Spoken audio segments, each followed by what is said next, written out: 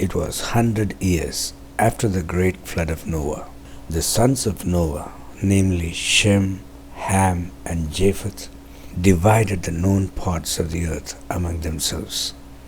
They picked their lands by casting lots and took possession of their respective lands. In the centuries that followed, all the colorful and forbidden acts that Ham and his sons indulged in made them the heroes of Egyptian, Greek, Indian, and Roman mythologies. It all started when some of Ham's descendants intermingled with the fallen angels, like in the times before the flood. And once again, giants were born. Sounds far-fetched, doesn't it? Hear this out. Ham had a son named Canaan. His descendants were called Canaanites after his name.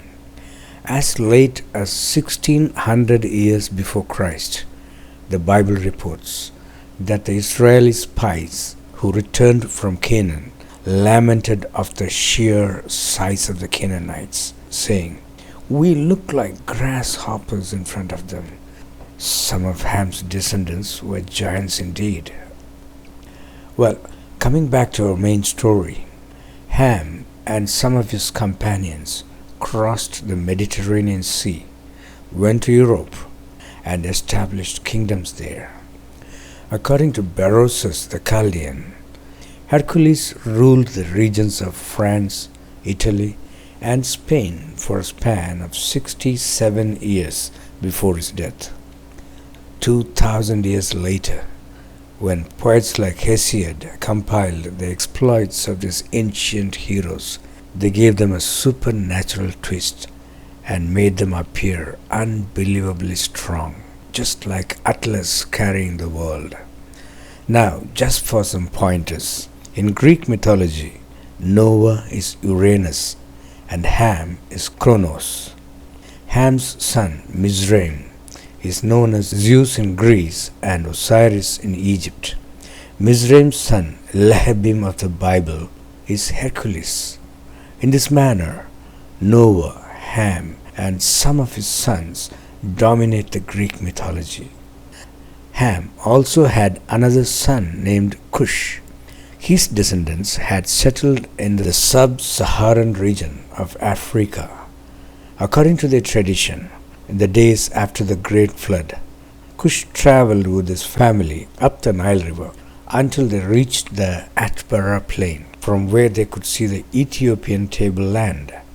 There they ascended and built the city of Axum. Then Cush traveled to Sumeria. There is a city named after him called Kish. There is also a mention of this city in the Sumerian king's list. It reads, "After the flood had swept over and the kingship had descended from heaven, the kingship was in Kish." After Cush, his son Nimrod became the king of the entire region of Sumeria, with many more cities under his rule. He is worshipped as Shiva in India today. Later, some other descendants of Cush mingled with the children of Shem in India and set up kingdoms there. Cush's descendants are known as Kshatriyas in India. Note the sound Kish forming the first part of their title. You will find them depicted in purple in Indian artwork, which represents the glow of the dark African skin. Thus, Shiva, Vishnu, Krishna, and Rama are all Kushites. Rama even had a son named Kusha. While I believe that Shiva and Vishnu's lives were confined to ancient Sumeria, Krishna and Rama seem to have been born in India. When they grew up, they ruled two different regions of ancient India, namely Ayodhya and Dwaraka.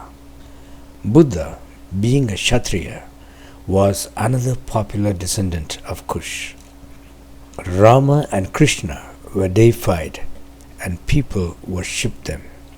Many centuries later, when their exploits were compiled by poets like Valmiki and Vedvyas. They enrich their accounts with embellishments such as Hanuman flying around with a mountain in his hand, and Krishna holding Govardhana hill by his little finger as an umbrella. However, it is safe to say that both the Greek and the Hindu mythologies are made up of Ham's descendants. In all this, what impresses me the most is how these genealogies always lead to Noah and to his ancestor Adam and to the one true God who created all of us. Isn't it wonderful? Thanks for watching.